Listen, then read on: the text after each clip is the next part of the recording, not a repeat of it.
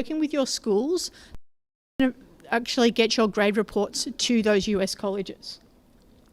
And again, it's that sports profile, how you are communicating and being recruited to coaches. It's something that you need to do a lot as a family, but it's very possible. I think everyone thinks that this is an easy pathway for an American.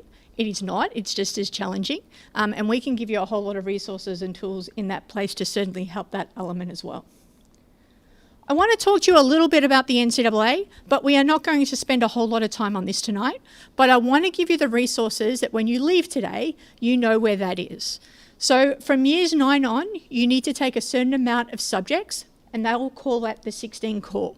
There is a great booklet and a great worksheet that the NCAA produce to help you identify what those subject plans are. As a general rule, from year 9 through to year 12, you're taking about 35, 36 subjects, so you can tend to always find your 16. So if this is all new to you tonight, or you are obviously picking those subjects now, let us know, and we can certainly support and help that process as well. I just want you to have a sense of what that means. So for example, you need 4 years of English. Now that's easy in Victoria as an example, because it's compulsory that you do English in year 9, 10, 11 and 12. All of a sudden that is 4 core courses, so now you need another 12. And then they will categorize where they need to come from, and then it becomes a really simple process. So if you feel that you're like, oh, that's a bit confusing, Samantha, we will send you these templates, we will send you these PowerPoints, and we'll give you a whole lot of resources. And what we are going to do after today, we'll let you get all through the final part of exams and school holidays. And then in January, we will also look at delivering some more sessions. We can do that in person, or we can do that virtually to take you through meeting some criteria, if that includes the core courses as well. Again, there's some really good guides that the NCAA has, so your school can look at that course title guide and match the subjects. So there's a whole lot of resources available. Sometimes it's buried on anyone's website, so we will give you that information to really help as well. Again, the plan is simple, just try and do 4 every year from year 9 through to year 12, and you'll meet that criteria. If you meet the NCAA criteria, you'll be able to go to any respective sport association. So I think that's always tends to be a really good plan. That's all I was going to share with you tonight in regards to that. We'll talk about registering with eligibility centres and that information. And we're going to just change PowerPoints, come across to the NJCAA. I'm just going to move the microphone down. Thank you very much, and enjoy the rest of the night.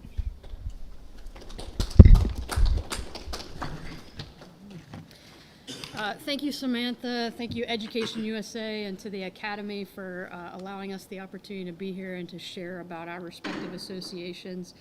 Like I said, I feel fortunate to work for the NJCAA, which is the National Junior College Athletic Association. Our motto, or our hashtag, is opportunities start here, and that is very true, and hopefully you'll get a sense of that throughout this presentation.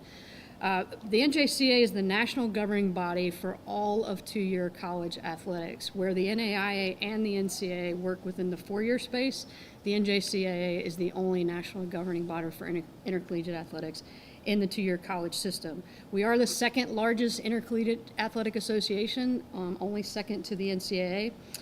Within our association, we have 64,000 plus student athletes across 509 institutions, and we're growing.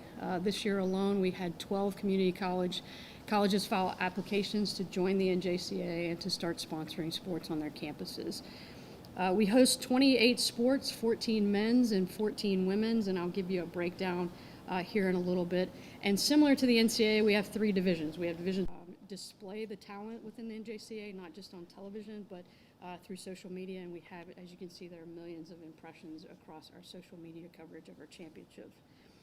Last year, we had 53 national championship events, so that's why you see the number 53 and not 54 there.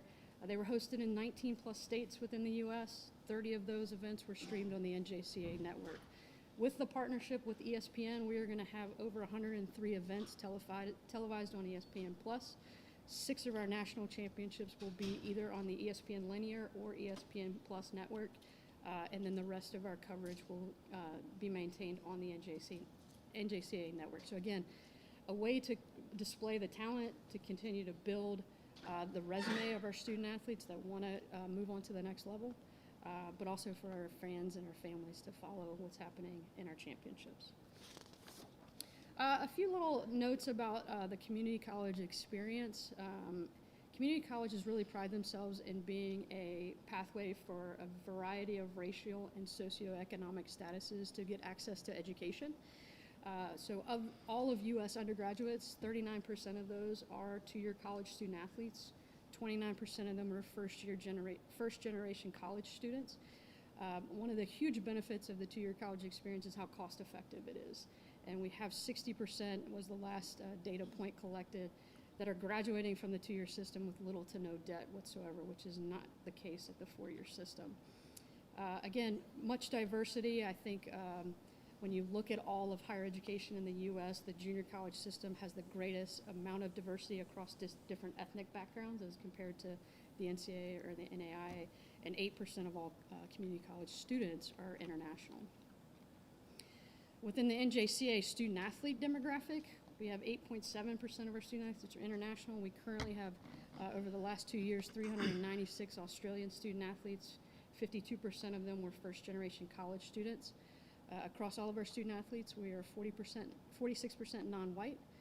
We have over 2,100 participating in multi-sports, which as you move up in college experience, that becomes less likely. And then just amongst our Australian student athletes alone, they are pursuing a wide discipline of academic endeavors across 26 academic disciplines that were reported this past year.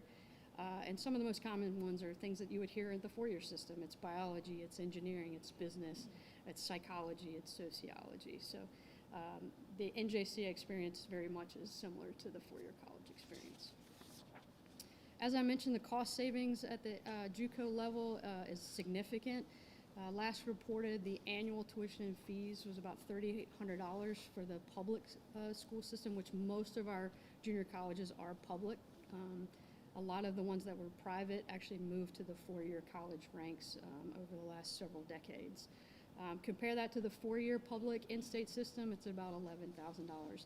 If you add in all costs, which is tuition fees, room and board, you're looking at a comparison of about $16,000 a year compared to $35,000 a year, and that's public. That is not including private. For all junior college students, 56% of them are receiving some form of financial aid, and just within the schools that sponsor athletics, we issued over $100 million in financial assistance. So costs are lower. We don't offer quite as much athletics aid as you'll hear Saeed share from the NAIA, but I think when you add the two together, you'll see that it is a great opportunity. So how can you compete in the NJCAA? There are two basic principles for eligibility to begin a career at the NJCAA, and that is you must be a student athlete that has graduated with a high school diploma that has an adequate proof of graduation, and I'll share that with you in a minute, and you must be an amateur. We use the NCAA's International Guide for Academic Eligibility to determine an acceptable form of proof of graduation and transcripts from the 9th grade year and above. Unlike the NCAA and the NAIA, we do not require a specific number of core courses. We do not have a minimum GPA requirement or an SAT, ACT requirement or a sliding scale. We believe in access to education at the two-year college system. And I know Samantha will share this presentation with you after. So for the state of Victoria, two acceptable forms of proof of graduation are the VCE and the VCAL. The one that is not accepted is the ATAR.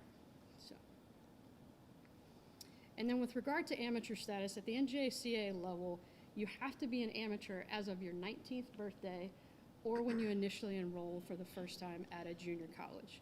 So you actually could have participated prior to either of these dates in some form of professional or semi-professional athletics, but as long as you discontinue all of that by either of these dates, you can assure that you're eligible to participate in the NJCAA. That is very different than what you might find with NCAA and NAIA. There could be consequences to those activities prior to enrollment to your number of seasons of competition. And in basic terms, and I'm happy to go into more detail if anyone has questions, but to be an amateur, you must be pursuing your athletic experience for personal, social, and mental well-being and not for monetary gain. So some of the basic principles: you cannot accept pay for play.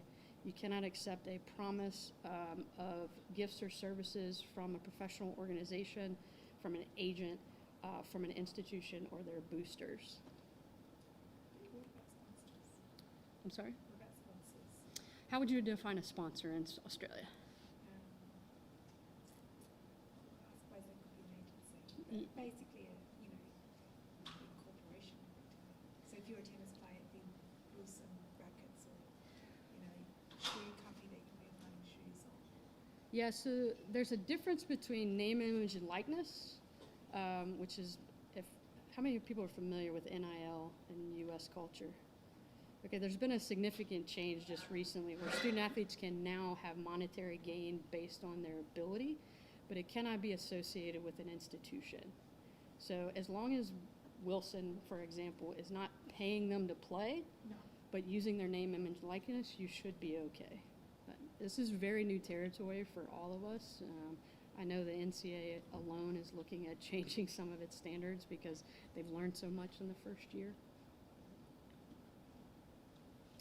With regard to recruiting, there are no restrictions at our level for coaches to have contact with prospects, whether in person or electronically. So there are no recruiting calendars, might be a term you hear within the NCAA. The only restrictions are they can't offer an official visit or a letter of intent, which I'll go into more detail, until the conclusion of your junior year. So the letter of intent is a binding agreement between the institution and the student athlete for 1 year.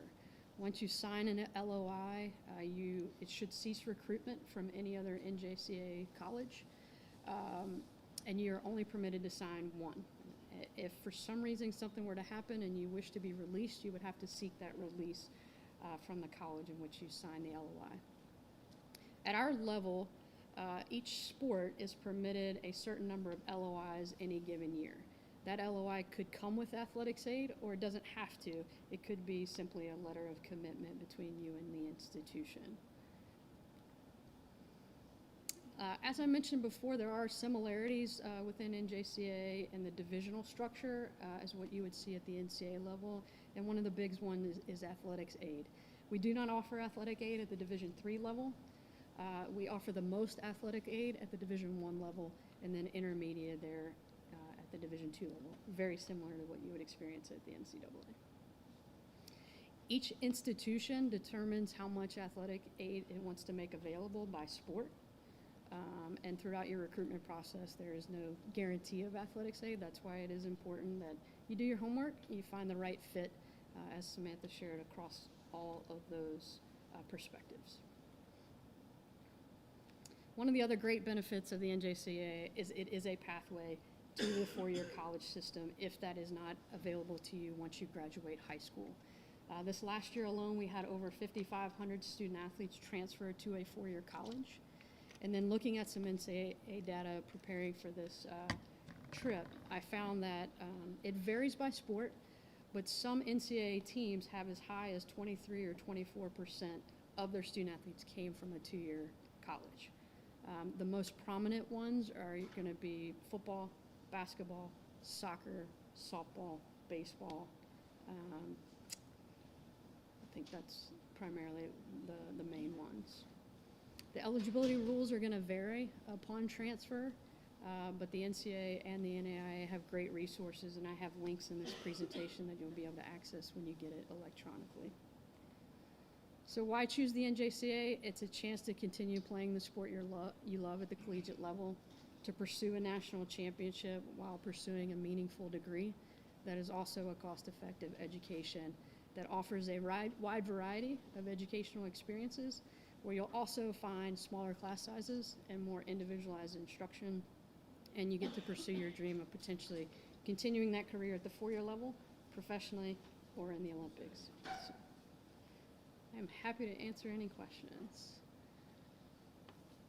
And you? If you go from 2 year to 4 year, Mm-hmm. do you get credits for the 2 year diploma? Yes, so most two-year college degrees are going to meet your general education requirements at the four-year college. So, but then you do another 4 years at the Typically, you would do between 2 and 3, depending on how many of your credits transfer and meet the degree you're seeking at the four-year school. Let's ask a question about the multi-sport. When you said that to start off with multi-sport and then continue on, and then you would obviously narrow it down to one. Can you just explain a little bit what the process is? Yeah, so that figure of 2,100 plus student athletes are student athletes that are participating in multiple sports. So they may participate in a fall sport and a spring sport. So a women's soccer in the fall and a softball in the spring. So for those student athletes that are dual sport in high school, this gives them the opportunity to continue that and not necessarily have to specialize. So before I hand it over to Saeed, encourage you to follow us on any of our social media accounts at NJCAA. We also have a resource, the njcaa.org/compete. It's a resource for those wanting to pursue information about the opportunities the two-year college system. We have a member directory that I think is really meaningful, where you can go in and search by sport, by division. So if you only want to consider schools that are going to offer potentially some athletic aid, you can say men's soccer, Division I, and I only want to look at the states of Florida, North Carolina, and South Carolina. And it'll give you a list of all of our schools, and then you can find contact information. Those are one of the primary ways that our coaches identify international prospects is because someone reaches out to them. And I'm sure you've heard about, putting together your resume, skills video, those types of things. A lot of our coaches will get in contact with an international student because they've reached out to them, or because they have some type of recruiting connection to someone within that country that they're looking to identify prospects. So, really appreciate. Oh yeah. Sorry, at what year level do you think the kids should be putting their videos together and sending them off? I know for the junior college level, we're probably looking at the spring of their sophomore year is when we're trying to identify talent. So. 10, I'm sorry. My apologies. My apologies. So then, answering your question, we often say the earlier the better because it's about building a relationship. Yeah. But what can also be ideal is that sometimes, depending on which association, like the NCAA can't come back to you until the middle of year 11. Yeah. So you can communicate with them, but often they can't get back to you because there's a time lag. So what we want you to clearly kind of feel comfortable with is just to know where those timelines are and how to find those. And we'll be making sure we get that to you at the end of today's session too. Did someone else have a hand up? I was just going to ask similar question actually, in the sense of, so my son's in year 11, Okay. obviously nearly finished year 11, so he's got highlight packages and stuff like that at the moment. So if he was wanting to go down that JUCO path, he could start contacting as many coaches as he wanted now. Absolutely. Yep. You can do any association now, NAIA, junior college, NCAA. And just say that question, Yep. if you send an email first, is that how it works? You send an email, That's what I would recommend. to the coach? Yep. I would say to the coach, if for some reason you can't on their directory find the contact information for the coach, you should be able to find the contact information for the athletic director, and you can ask them to pass that along to that head coach. I will say, coaches are very busy individuals, so keep it short and sweet. Put your best stuff together. Make sure the best stuff's at the front end, because if it's not, they're just going to click, turn it off and move on to the next one. But you'll find that at any level, not just JUCO. Well, thank you for your time. I'm going to get Saeed set up real quick.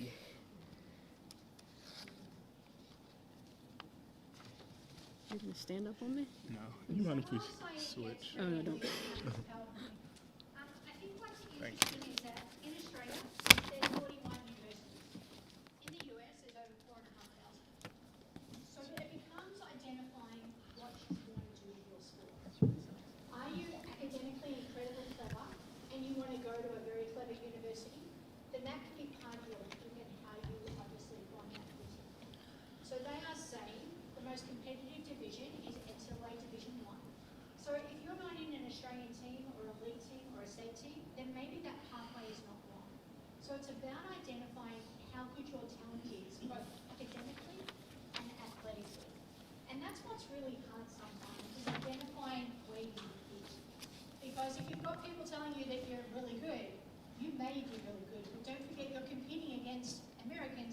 also just as good.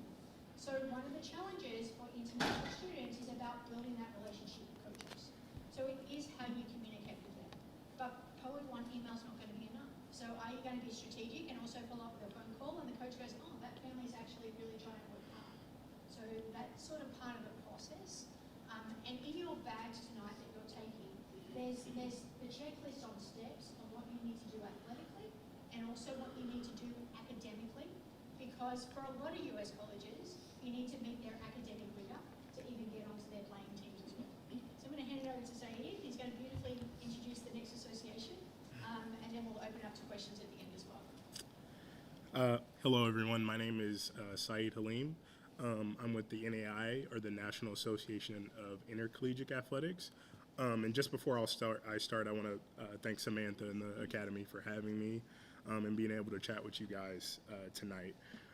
So just to kind of localize where the NAIA kind of lies in the Intercollegiate Athletic Association space within the U.S., like you've heard my colleagues say, is we're kind of located in the four-year space. So all of our institutions are four-year schools, and we're located in around 42 states in the U.S. We also have two institutions in Canada, and then one institution in the U.S.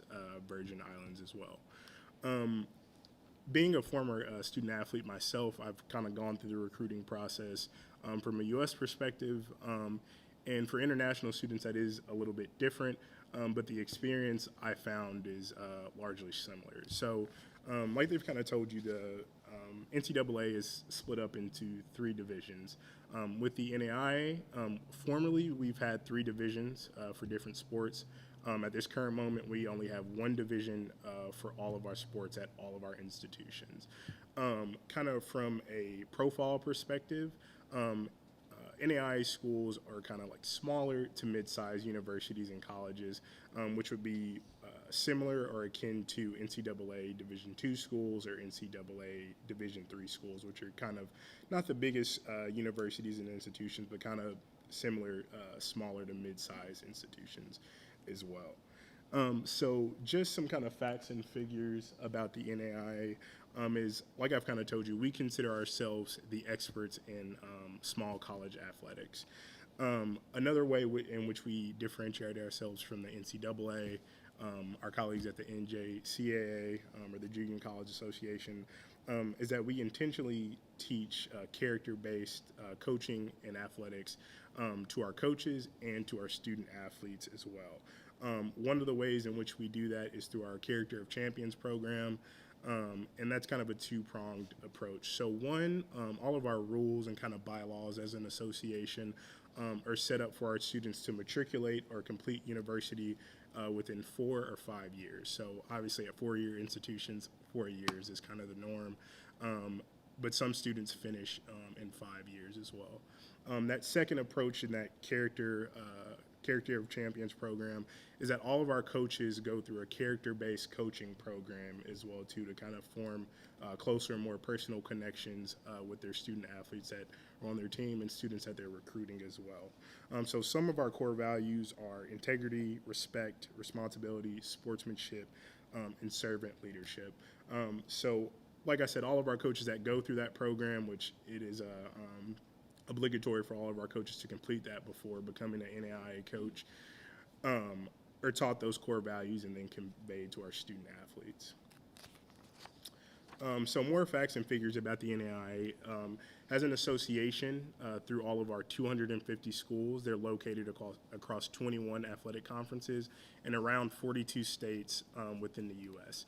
So when student athletes are kind of looking for a potential fit, or finding a university that offers their major, is big enough or is small enough as they want, we offer $800 million plus in athletic scholarships or athletic aid annually through all of our institutions. Currently, right now, we boast around 77,000 student athletes that are currently NAIA student athletes, and we offer 28 national championships. So those national championship sports are the sports that a vast majority of our institutions offer, and I'll get into what those are here in a second. So some facts and figures about our member institutions are the universities that are within our association. Is the average full-time enrollment is around 1,400 students. I know from an enrollment perspective, we have institutions that have as low as a couple hundred students on their campuses. We also have several institutions that have hover around 9,000 to 10,000 students. So there's a pretty wide gamut of universities within our association when it comes to enrollment size. 82% of our institutions or universities are private institutions, and 65 of them maintain some type of faith-based affiliation with a religious church or program. A smaller percentage of our universities are public, but the vast majority of them are private institutions. The average number of sports on the NAIA campus hovers around 17. This kind of changes from year to year, but it is around 17. The average number of student athletes on every NAIA campus is around a little bit over 300 students, and this kind of fluctuates from year to year as well. Probably the most important fact and figure on this slide is that 75% of our institutions qualify for some form of a national championship. So student athletes that are looking to compete in a high caliber of competition, the vast majority of institutions are qualifying for a national championship, and then another percentage or a higher percentage are qualifying for a postseason tournament, which would be considered like a conference tournament that is outside of the regular season. So like I said, our member institutions are pretty much located all across the U.S. We're located in about 42 states. One resource that is on this slide and that you can access from the documents that we have to hand out is what is called our interactive member map that's on NAIA.org. So what that does is you can filter NAIA institutions by state, where they're located, by major, minor offered, sports that are offered, enrollment, whether it's a public, private institution, and those type of filters. This is a great tool to leverage for students that are looking at NAIA schools because you can, based on these filters, you can find what NAIA school is a right fit for you based on the location or other factors as well. Additionally, we like to consider ourselves an athletic association of first. So like the NJCAA, some of these are going to be fairly similar. But ours, so we boast the longest running men's basketball national championship, which started in 1937, which is actually older than the NCAA, as you would know, which is considered like March Madness. We're also the first athletic association to offer men and women's championships at the same time. We were also the first athletic association to invite or include historically black universities or HBCUs into our membership as well. And then another really cool, important fact that we like to highlight is in conjunction or in partnership with the NFL, the NAIA is added as an emerging sport. Women's flag football is one of the sports that we offered.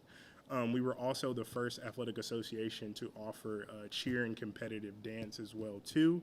And another super cool innovation that we do, like I said, is that we offer character-based coaching and programming to our student athletes. And we also are one of the first associations to have what is called esports, and that is run through our NAIA department. So here are our 28 national championship sports that student athletes are able to compete in. This is not an exhaustive list of sports that are offered at NAIA institutions. These are our championship sports, and essentially what that means is that a vast majority of our institutions offer these sports. And so I'll get into a couple of more sports that are offered too on a national level with some different parameters. So these are called emerging and invitational sports. So these are sports that are only offered by certain institutions or a number of institutions. So not as many as our championship sports, but some institutions, not on a very wide scale. So men's lacrosse is an invitational sport. Women's wrestling is actually a championship sport now that has just been voted in as a championship sport. So a lot of our institutions are offering women's wrestling. Women's beach volleyball is an invitational sport, and like I've said before, women's flag football is an emerging sport. So the kind of nomenclature around that emerging invitational sport is just the amount of institutions that offer the sport. So emerging sports being the lowest, invitational sports being kind of in that second tier, and then championship sports will kind of lie at the highest level. So some fun facts and figures about Australians in the NAIA. So since 2019, a little bit over 1,800 Australian student athletes have received an eligibility decision. So the top 5 sports for Australian men within the NAIA are basketball, soccer, tennis, American football. Top 5 sports for Australian women coming into NAIA institutions are soccer, basketball, tennis, and cross country. So from a holistic perspective, within the NAIA Eligibility Center, we process around 40,000 eligibility decisions for U.S.-based domestic students for us, and then around 5,000 to 6,000 international students from other countries per year. Australians, I don't have all the facts and figures since we're still kind of completing everything for the year, but I would say it hovers around 300 to 400 Australians per year, something like that. So recruiting within the NAIA. So similar to the NJCAA, there are no calendar recruiting restrictions of any kind. So students and coaches, vice versa, can reach out to each other via email, via social media, via text, via phone call, without any restrictions throughout the year.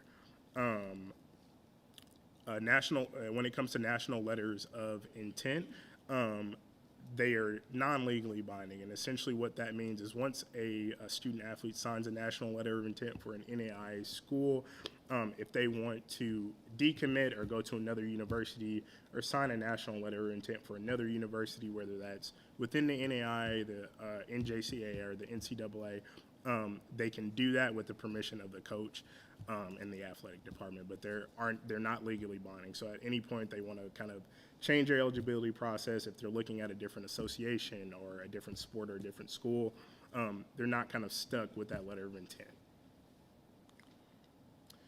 So some reasons to consider NAIA institutions. I've kind of already attested to the high caliber of competition, but from a holistic or a general perspective, within the U.S., less than 2% of high school athletes compete at the NCAA Division I level. One of the great things about the NAIA is that we offer a ton of athletic aid to our students, which is, like I've said, around $800 million per year. Another kind of testament to the high caliber competition within the NAIA is around 17% of NAIA students participate in the postseason, whereas in the NCAA Division II level, that's around 14%, and it's around 10% for the NCAA Division III level. So I'm going to get into some eligibility differences between the NAIA and the NCAA, which you might have already heard about, and then I'll get into some NAIA-specific eligibility decisions as well, too. So there are no core courses within the NCAA that a high school student has to take to become eligible. We don't have a sliding scale either. Essentially what it means is that you either have to have a certain high school GPA or cumulative grade point average, or you have to have a combination of two out of three freshman requirements or first year requirements coming into an NAIA school. Additionally, before I get into some NAIA specific kind of eligibility terms, you do not need to have an eligibility decision to practice with your NAIA team. So if you're already at your school and you're still waiting on your eligibility decision, you can still practice and receive your scholarship, but you cannot compete against other universities or in scrimmages until you have an eligibility decision. And if you're coming directly from secondary school or high school, you do not need to be on a coach's recruiting list. So this allows our potential student athletes to be preemptive in the eligibility process and kind of take care of everything before they're even on their NAIA campus. So once they get there and they have their eligibility decision, they're able to compete and practice immediately. So some standard eligibility requirements for first-year students or freshman students coming into NAIA universities is I will kind of lay these out for you guys within the U.S. system, and then I'll kind of compare them to the Australian education system in the next slide as well for students that reside within the state of Victoria. So incoming first-year student at an NAIA school will need a 2.3 high school cumulative grade point average. If you have that 2.3 GPA or cumulative grade point average coming in, you're automatically eligible as a first-year student, and you have to meet no other requirements via test score or core courses. Now, if you don't meet that 2.3 high school or secondary school grade point average, you'll need to meet 2 out of 3 freshman requirements or first-year requirements. So you would at least have to have a 2.0 GPA, a qualifying ACT or SAT score, and a class rank letter that states that a student is within the top 50% of their graduating high school or secondary school class. So understanding that a class rank letter within the Australian education system is not a real thing. It is solely a convention of the U.S. education system. Essentially what that class rank letter is just a letter from a guidance counselor or administrator saying that the student has graduated at within the top 50% of their class based on their grade point average. And like I said, this can come from an administrator, a guidance counselor, headmaster, principal. And it can just be a written letter. In U.S. high schools, this is like essentially an official document, but it can be a little bit more unofficial for international students, since understanding that it is not essentially an official document for any other country. Now, when it comes to test scores, and a qualifying test score with the for the ACT would be an 18, and for the SAT, it would be a 970. So kind of comparing what a grade point average would look like within the Australian education system. What that kind of looks like for the 2.3 GPA, where you have to meet no other requirements, is it's a little bit above a C average. For a 2.0 GPA, when it comes to a grade point average within the Australian system, it is also within a C average. So it essentially lies between that. I'll kind of go into where documents are sent and how we determine that grade point average here in a second. But it is essentially around that C average. Okay, so the registration process for NAIA eligibility, students will have to register all their academic information and their athletic information if they competed in any leagues, teams, or events outside of their high school or secondary school. So our eligibility website is playnaia.org. And I'll leave that there for a second.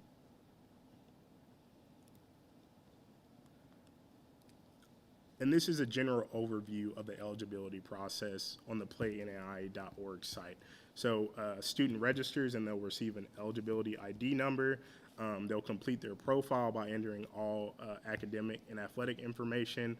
And then they'll send their documents to our International Credential Academic Evaluator. And that's called NCRED. They are a department that essentially verifies all academic records for international students coming in to NAIA schools, and that evaluation is compulsory for students that are seeking NAIA athletic eligibility.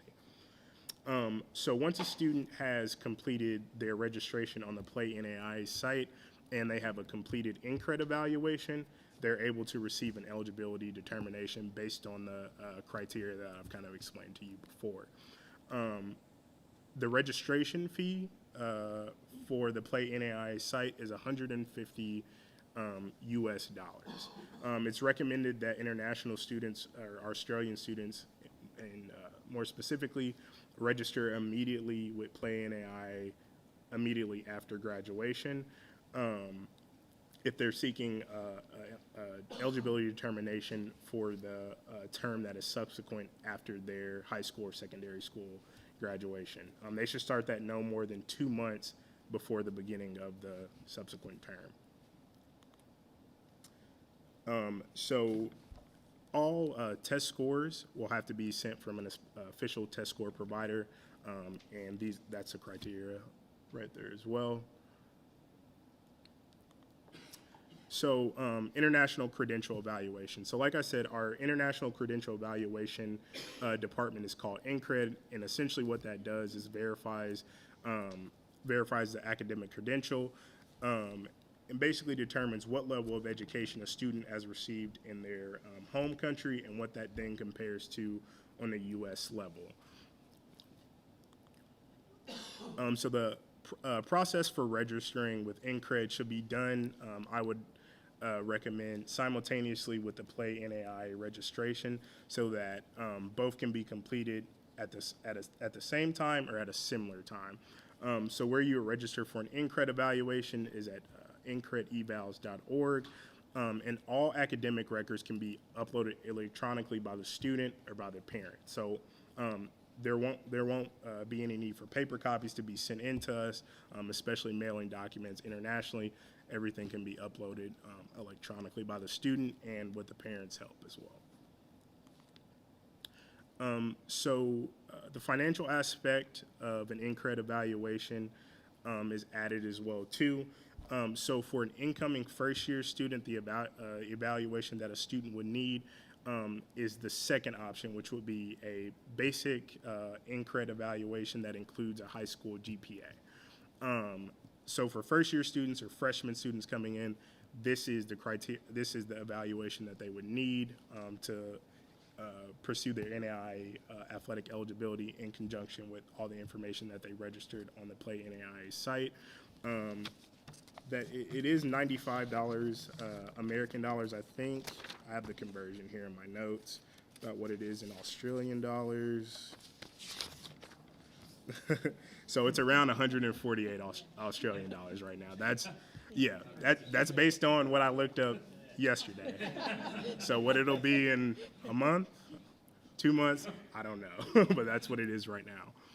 The other two options, so the course-by-course option is for students that are transferring from a university or post-secondary school. So if they've attended university in Australia or within the U.S., we would have to have those records as well too, and they would include the high school information and the post-secondary or university transcripts to be evaluated as well. And then the top one, the high school comparability, is for students that have already been enrolled in a U.S. Academic institution, whether it be 2 years or 4 years, but as long as they've been enrolled at a U.S. institution for at least 1 year, they can have the option of the first evaluation. So kind of just some eligibility tips, or what I see what the biggest holdup for not just Australian students in general when we're processing academic eligibility, but just for international students in general, is just starting early. A lot of our students kind of don't know when to start the process, but you can never start too early. So like I said, I would recommend that students start immediately after their high school graduation and when they have their academic records and proof of a high school graduation in Australia. And I forgot to mention the document that they would need, or the two documents that they would need, is their Victorian Certificate of Education and their Statement of Results as well too. Those are the two documents that students from Victoria would need. Once Basically saying to start after year 12. after year 12 to register. The Statement of Results. The reason why we say to start after year 12 is that you can't finish the eligibility process until we have your statement, until you've essentially graduated from high school or secondary school.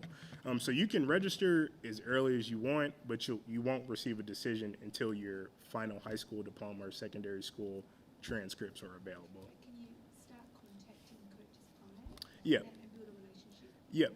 Yeah. So you can contact NAIA coaches at any time. So there are no restrictions on when.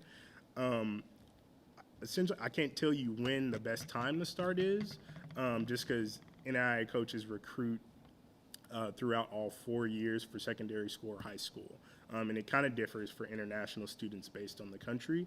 But like my colleague Michelle has kind of said, you can reach out to NAIA coaches with film, via email, text, social media, whenever you want. So with that process, I would say start as early as possible as well too. So I say, Yep. and I'm going to suggest hang on to your money as long as you can. Yep. So if you don't know it's an NAIA school, don't pay the eligibility fee. However, NCAA, you can have a free profile as early as year 9. And what's a little bit different with them is that the NCAA will evaluate your transcript. So they can be sent every year after year 9, year 10, year 11, year 12 into your eligibility account with the NCAA. And then you go, NCAA, junior college, NAIA. I like one from here, one from there, one from there. And it becomes a whole lot more expensive because you need to do the eligibility for anything. But by paying the NCAA $160, it turns it into a certification account, and they do the evaluation on your grades. NAIA uses Incred, so they take care of it. Sometimes you may be applying to a US college, and they say, you know what, our university does it a little bit different. We need it evaluated by an evaluation company like WES. So there are quite a few steps with them, which may get a little bit frustrating sometimes. So that's why it's important to generate a list, generate the names of the colleges that you're approaching, generate that kind of information, and then it feels a whole lot more controllable in regards to that. But I think Michelle was going to mention something too. Yeah, I just wanted to highlight that at the NJCAA level, we don't have an eligibility center or an NCRED. What would be required of you is that you have that proof of graduation that meets that criteria sent to the college, and they keep that on file for audit purposes for when the national office seeks to audit eligibility. So there's no cost associated at our level. And with the SAT, how long is it eligible for when you sit it? Because you can sit it multiple times. Oh yeah. So essentially, you can send in multiple results, and we'll take the highest result, and it's eligible for as long as the eligibility process takes to get a decision. Essentially, so if a student sits multiple exams, you can send in as many as you want. And if you've received a not eligible decision based on like your test score or your grade point average, you can send in that new test score, or if a grade has somehow changed from your secondary school or high school, you can send that in, and we'll essentially redo the eligibility certification until you're eligible. And that's a great question. In regards to the SAT, sometimes you'll see schools talking about super scoring from results. They can take those best scores, and that's what's called a super score, and that can be reviewed by Yeah, just jumping back a little bit to Michelle's deck, you had the pricing between a 2-year college and a 4-year college. Was that To jump in, just about that question about how promotional colleges put together a pre-grade transcript, which is often useful in that process of reaching out to coaches for recruitment purposes to say that you're on track for eligibility and this is the date that the student will be graduating. I mean, it's something anyone can probably do just in terms of that email correspondence, but you know, we can sort of estimate what their GPA is looking like, and that's often an attractive thing to include when reaching out. Because if you don't tend to come through Education USA, you upload 30 pages of transcripts that US colleges get scared by. So you can be working with your school and doing a one-page template, which actually is those 50 pages. So we recommend that you work with your schools to do that. And we have templates that you can take to your schools or work with your schools in creating those grades as well. I think there was a question. Yes. If you eliminate the sort of Division I NCAA elite level and just focus on Div 2 and NAIA, are there any advantages that the Australian students have in this recruitment process, or is it actually harder for these coaches to figure that international component out when they're looking at the population of sport in the States versus in Australia? Yeah, that's an interesting kind of question, but I'll do my best to answer it. At least from my knowledge and my experience, certain coaches have experience recruiting international students, and so they're kind of have more in-depth knowledge of the process of recruiting international students and the academic requirements that they might meet, especially for coaches that look within certain countries based on sport, which I know kind of happens a lot. But it kind of is a case-by-case basis. From an advantage perspective, wouldn't say I'm not really sure, just because we have so many coaches at so many institutions. So I hope that kind of answers your question, or maybe I can clarify. I just didn't know if there's some reason why the college, when they look externally, would have a benefit to have more international students possibly, or they have a criteria. Yeah, I mean, some institutions and some, like I said, some coaches specifically recruit international students. Essentially, it can be maybe they want a very diverse team, maybe they want a very diverse institution, or maybe they've had former recruits from Australia that are particularly good in a particular sport. But it kind of varies. I would say a lot of institutions kind of sway one way or the other. So some heavily recruit international, some might not, but it just kind of depends on a case-by-case, institution-by-institution level. I'm probably going to have you add to my response. I actually think it depends what sport. Yeah. If you've got a sport that's very measurable, swimming, running, rowing in your erg, and it's very measurable, then I think it can be open to any division and any institution. I think once you start playing team sports, is it team sport we're here for today? And what's the sport? Volleyball. So male or female? Male. So that's even interesting as well, because there's not as many male volleyball programs as there are women. So you might be dictated by choice. I think there's only like 80 men's volleyball teams from an NCAA. Do you have volleyball? Yeah, we have men's volleyball within our association. So again, it depends on where. And volleyball here too? It's an emerging sport for us. So again, it will just depend. And you may have less options for NCAA. So maybe you're looking at the NAIA and those other things. So I think it depends what sport you're being recruited for. Is it a team sport? So then it becomes a whole lot harder. You need to be working with your Australian coaches. They can write a reference to the coach, and coaches will talk to coaches and get a whole lot different information from you. So if you haven't listened to our podcast, Graduating the USA, we'll send that information out to you and listen to it. And there's some really good tips from Mason Cox, if you're a Collingwood supporter, talking about that American experience. And you can listen to it and go, I really like this American experience. This is what I want. If you're not a Collingwood supporter, I'm sorry. If you are a Collingwood supporter, that's great. But then we also are interviewing a female quarterback coach who is interestingly an Australian at Brown University. But she's talking to you about how to be recruited, and you can translate that to any sport. So we are trying to give you a whole lot of resources and tips. And the more you listen to this, the more you listen to sessions like this, re-listen to the recording when we put it up, you go, okay, that's what it means. That's what best fit means. That's what competitively I need to work out. You know what? I don't think I am a Division 1 athlete. So what does that mean? Where can I go? What do I want to do? And how much do you want it? Is it the US college piece and the academic piece, which is a beautiful combination, which I don't think you can beat in Australia, because what I think it is, it's a train lines going in the same direction, and they're immersed. If you are playing sport in Australia and still doing study, you're on one train line going in that direction, and you're in another train line going in that direction. And that can still work, but that's why I think the US college is a perfect pathway that it enables you to exceed in both. And I would add to that, my experience being on an institutional campus for 20 years taught me too. It's very important that you as a student athlete and you as a family really ask yourself tough questions of what is it I'm looking for in my experience? Because I've seen a number of student athletes get enamored with the big school, but they're never going to see any playing time, and they want to compete. And most athletes do, and so it may be a better fit to look at D2. Maybe you want to go JUCO so that you can harness your skills, build your resume. Maybe you're more attractive at that 4-year college level after that. So I think that's really important part of this process. And I've seen a lot of students either get out of competing altogether because they were so frustrated and they didn't want to have to go through that process of now I have to find another school. So if you do that homework on the front end, you'll find the right fit. And then just one point to add to your question. I think it depends on the sport, and I think it depends on how much athletics aid a coach has.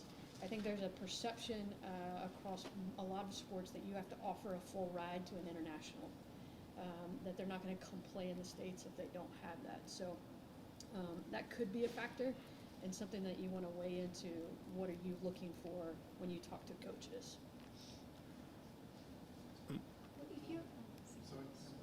If you're a runner and you're cross country as well as track and field, can you Yeah, so when you're completing the eligibility process for the NAIA, you can apply for as many sports as they're looking to play. And you can also be shortlisted or added to a recruiting list by the coach per sport as well too. But when you're looking for the registering for the NAIA Eligibility Center, you can add as many sports to your registration. Advantageous. Yeah, so with track and field, we see it the most. So most students that register for track and field also register for cross country, indoor track and field, and outdoor track and field, they're three separate sports. Yeah. But I would say be very clear on what you want. Yeah. Is your son a true track and field, 800 metres, that you're forced to then do cross country? Yeah. If that's not what you want, No, then they're true. That be they do very both. clear in Yeah. where that coach is, because some coaches may want you in both. Yeah. So it really depends on what your goals are. Yeah, and we see a wide gamut. So there are a lot of students that do solely cross country. We also see a combination of students that do just cross country and just outdoor cross country, or just do indoor and outdoor, no cross country. So it just kind of depends on obviously the student and then what they're being recruited for too, because the coach that is recruiting them might want something different as well too. So. So what's the difference with indoor and outdoor then? 'Cause we don't offer indoor here. Yeah, so I'm pretty sure indoor track and field is only really offered as a intercollegiate sport in the U.S. So it's just indoor, and the kind of the distance that is ran per competition is different. It's typically in the winter, Yeah. so it's a gap between outdoor and cross Yeah. country. Yeah. Yeah, I came here to ask two questions. My wife rang me and said, don't forget. The first question, I think you answered, which how to register, very clearly. But the second one is, we just need help with the, how to create the account, because my son played state team this year. He also Victoria Championship basketball. So the record, we wanted to register and do the profile for him. So that process, whether we work with the school to set it up and then they keep bringing it up. So that's where we need help from. But the registration is straightforward. Just wait till you get your Victoria qualification. Yeah, so once a student registers, obviously the institution or the school can help them, but we have a dedicated like customer service line and email. So if they have any questions about registration, yeah, we normally assist students and parents with registration too. So And let's be very clear with that. There's a difference between registration and getting your transcripts evaluated and starting the process Yep. of being recruited. Yep. That's much earlier. Yeah. Yeah. Yep. Fantastic. Yeah, thanks. I just want to ask a question about coaching restrictions. That's a little bit different than NCAA. That's the first question, but also what emphasis do you put on showcasing program states? That's a great question. yeah, It can't It's hurt. we're talking basketball, aren't we?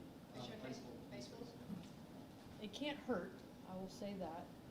I don't know if it's necessarily necessary if you have adequate materials that you can provide a coach to Yeah. assess their eligibility and their talent. You mean video? Yes. and you're speaking about baseball, right? Yeah, which I know is pretty common for baseball students. I would just echo what Michelle said is if you already have a rapport and a connection with the coach and you have film, can't really say whether or not it's necessary. We also do offer what is called the NAIA Showcase.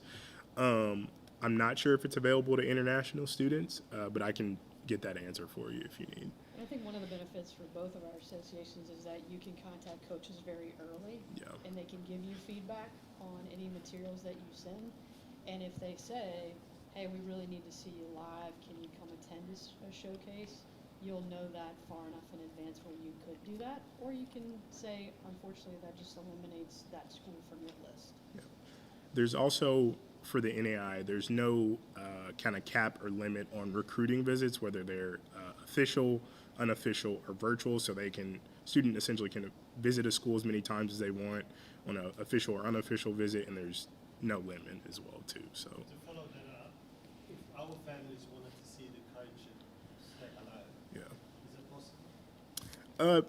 Yeah, and essentially that's done kind of through the coach. So if the student and parents are wanting to set up a visit, you essentially can just reach out via email or social media, and they set up recruiting visits So there's pretty two regularly. questions that we have here. Showcases is interesting because I have heard if you go to showcases and baseball coaches don't know about your son, then they'll never come to your match. So Yeah. I think with showcases, I think you need to try and ask what success has the team gone, where have they gone before, how effective are the showcases, and you should be able to find out that information. The other interesting thing, and you're talking about how we need coaches, a lot of programs run summer camps and those kind of things. So if you are serious sometimes about these camps, and maybe it means going to a camp, and maybe that's a small investment to get in front of a coach to possibly do that. So sometimes it takes being a little bit clever and thinking outside the box a little. So those summer camps, are they advertised on the institution websites? Absolutely. You know, and if you're a tennis player, you know, any tennis players here, you know, it's all about the UTR.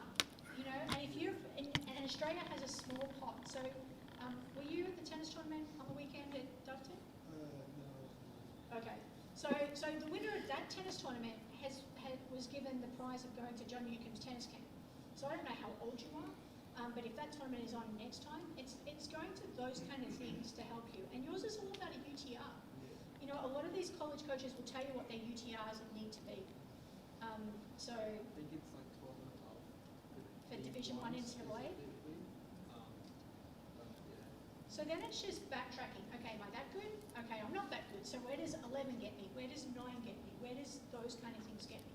So it's about identifying where that talent base is. Yeah, my question's really in between this. Potentially we're looking at NCAA Div 3 college, just because of, let's say, the academics. That falls a bit in the gap with sporting interest. So how does that work? Or what's the... Well, it depends what the gap is. So what's Yeah. the sport, just out of curiosity? Baseball.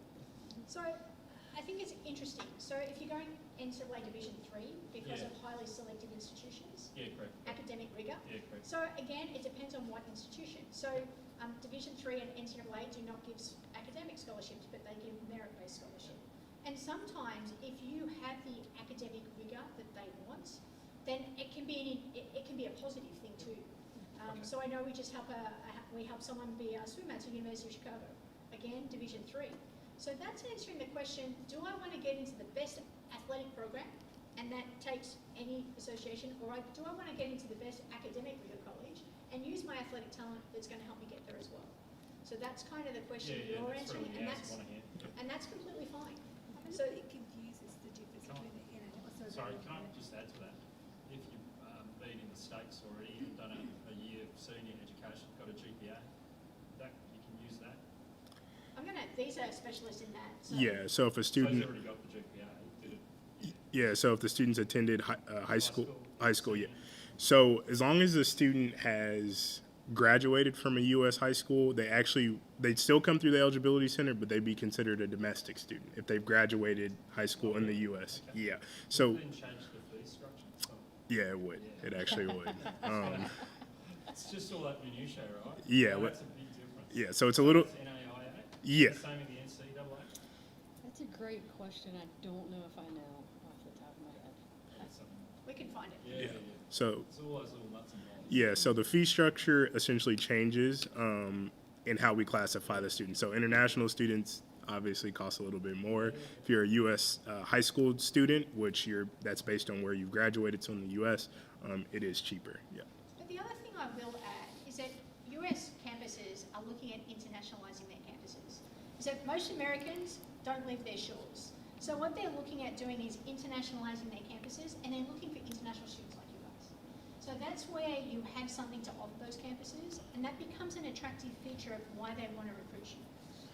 We speak English, obviously a little bit different, but we still speak English. We tend to have a really good work ethic, and we tend to have a pretty good sense of humour. And those things are attractive when coaches are looking at recruiting Australians. I think with us, we're just in the whole, we don't know where to go. Like, what level to look at. You know, yes, he's played state level, he's been part of national programs, but it's academically, like, do we wait until he finishes year 12 to kind of see where he is? Do we check his GPA now to kind of see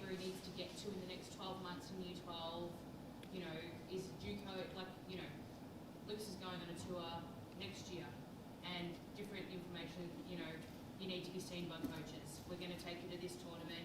You're going to play in Chicago and Texas. All the coaches are going to be there. So at those tournaments, is it likely that JUCO coaches will be there, NAIA coaches will be there, NCAA coaches are going to be there? Like, he just came back from a tour that was in Atlanta. So it's just, you know, they're saying it's best for him to be seen.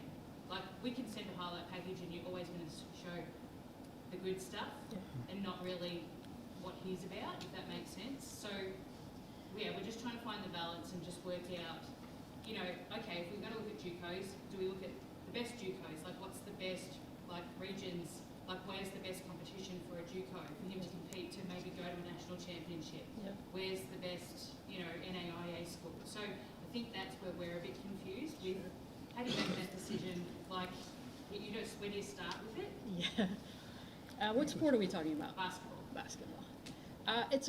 It's a broad question.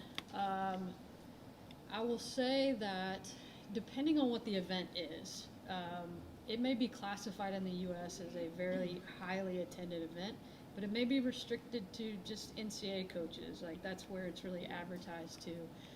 I'd have to know, like, the exact event to kind of gauge, you know, who all would be in attendance.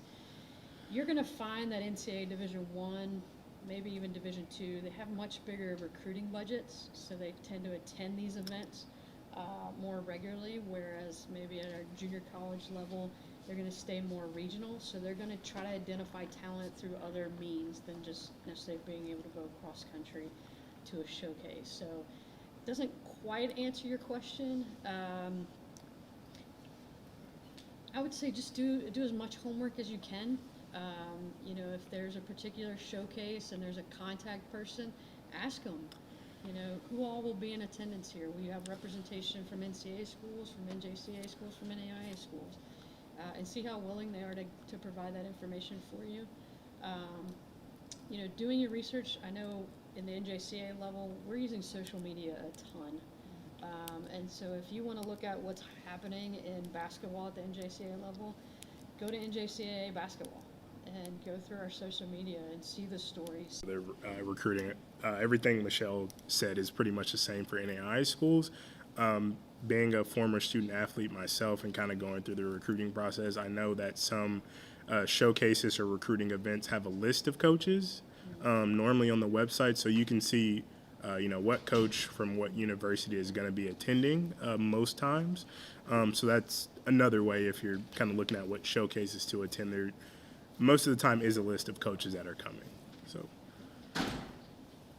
I think you had a question. I just wanted to ask, what is the difference between, in a nutshell, NAIA and NCAA? Yeah, so essentially we're just a completely separate intercollegiate athletic association in the U.S., whereas the NCAA has 3 divisions. We only have 1 division across all of our sports. And we just have essentially a lot like smaller to mid-sized universities. We're at NCAA institutions. D1 schools are essentially the biggest with the most money. Then NCAA Division II and III kind of go down in size and budget with those. Comparatively, NAIA schools are more similar, have a similar profile to NCAA Division II or Division III. Mm-hmm. Saeed brings up a really good point, too. You can look at past showcases, and oftentimes they'll have a list of who attended, so even if they don't divulge who's coming this year, you might be able to look at a past year and see what's the diversity of coaches attending. So we're going to finish up shortly. But adding that's about being smart when you go to spaces like that. So if you're going to Chicago and you know some Chicago schools are in that area that you want to be recruiting, I'd be sending an email to the coach saying, I'm going to be at this showcase. I really want to be recruiting your team. I like this, this, and this. You know, and they don't be smart when you're on the ground because they're going to be scared sometimes on how old the students are. So if you're too young, they can't talk to you. So you need to be careful, you know, and that's creating a business card, your name, your ID numbers, if you're in an NCAA school, your eligibility ID number, what your average GPA, so that you can kind of hand those out and make it, you know, make it work for you as well. So there's been some great questions coming from the floor. Incredibly appreciate what you've all been asking tonight. I think it's been a brilliant opportunity to talk to people, you know, at the coalface. And it's about wonderful opportunities for Australians. And it's a great pathway to go. If we haven't answered your questions tonight, please let us know. We are doing a program for the rest of the week in Melbourne. They are then going on to Sydney and Perth. We will get the after event emails and everything out to you early next week. So we will get that all out to you. So is there any final questions? Do we have everything covered? So Kate and Tamara on Sports Academy, thank you so much for having us. Last couple of comments that we can have here at the table, and then I'll let you sign off. Thank you for being here. Thank you for the opportunity to share about what I think is wonderful about the National Junior College Athletic Association. I wish you all well in your journey. When I was on institutional campuses, as hard as it was, because I wanted every student athlete to come to Longwood, I would tell them you need to find the right fit. And because that was a personal story for me, I was fortunate to get opportunities to visit multiple schools. I had a chance to visit UVA, which back then, I'm not going to date myself, but UVA was in the ACC. It was a very prominent degree. It held a lot of meaning. I'm from the state of Virginia, but I just didn't quite feel the right fit. And then I took a visit to Virginia Tech, which back then was in the A10. They weren't in the ACC like they are now. It was a program that was just starting, whereas UVA was an established program. Like they had been competing in the ACC for years. But there was something that I felt about being there. Like, I fit here academically. I want to be a part of building a program, not just being another person to come through this system.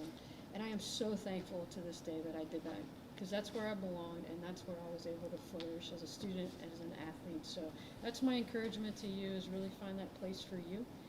And if you do, I think your experience will be wonderful. So obviously, like Michelle, I want to thank you guys for allowing me to come and talk to you about the NAIA.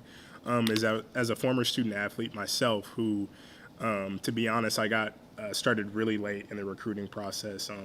I played soccer at university, and for a long time I didn't know if I wanted to, where I could find a good program that fit me. And I looked at schools that were NCAA Division II, Division III. I looked at NAIA schools. I looked at JUCOs. And I think eventually I came down to find what was the right level academically and athletically for me at an NCAA Division III school, where I think the academic fit was perfect, and the athletic fit was a team full of international students and domestic students. So obviously this is something that I'm super passionate about. But like Michelle said, it's about finding your level and finding the fit at the university, where you're going to want to attend that university for all 4 years, most of the time. So I think those are the most important things. And just, I guess the tip is just to get started early, and ask questions and kind of leverage the resources that we're giving you. So.